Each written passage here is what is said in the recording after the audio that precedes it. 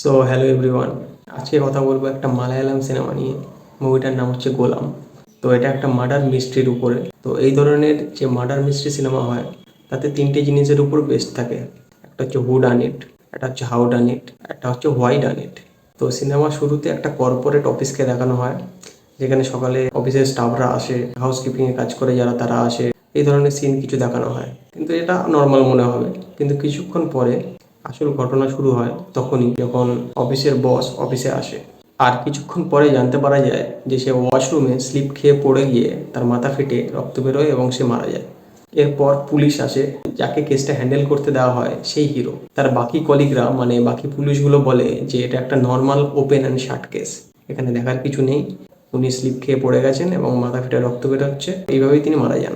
কিন্তু যে হিরো, যে ইনভেস্টিগেশন অফিসার, তার মনে হয় না এটা একটা মার্ডার, নিশ্চয়ই একটা মার্ডার তার মনে হয়, এবং এইভাবে সে ইনভেস্টিগেশন করতে থাকে।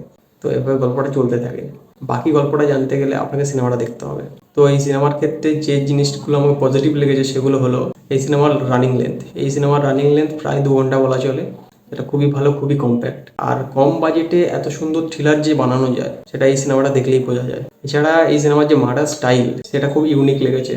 এর আগে এরকম ধরনের দেখিনি, খুবই একটা ইউনিক কনসেপ্ট লেগেছে আমার কাছে। আর সিনেমা শুরুর দিকে যে সিনগুলো দেখানো হয় সেগুলো প্রথমে নর্মাল মনে হলেও পরে মনে হয় যে না, এটা একটা কারণ ছিল, এটা অহেতুক দেখানো হয়নি, এমনি এমনি দেখানো হয়নি। যখন মিস্ট্রিটা আনফোল্ড হয় তখন এই সিনের গুরুত্বটা খুব ভালো করে বোঝা যায়। লাস্ট 40 মিনিট খুবই টান টান একটা থ্রিলার অনুভব করা যায়।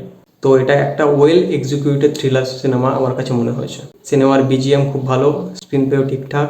সিনেমার যে হিরো, তার ফিজিকটা ভালো, যখন সে পুলিশের ইউনিফর্ম পরে তাকে দেখতে ভালো লাগে। এছাড়া বাকি সাপোর্টিং অ্যাক্টরদের কাজও খুব ভালো ছিল। It's a good thriller movie, যেটা আমাকে হতাশ করেনি। থ্রিলার সিনেমা ভালো লাগলে আপনি দেখতে পারেন সিনেমাটি। আর যারা দেখেছেন অলরেডি তারা নিশ্চয়ই কমেন্টে জানাবেন এই সিনেমাটা কেমন লাগলো।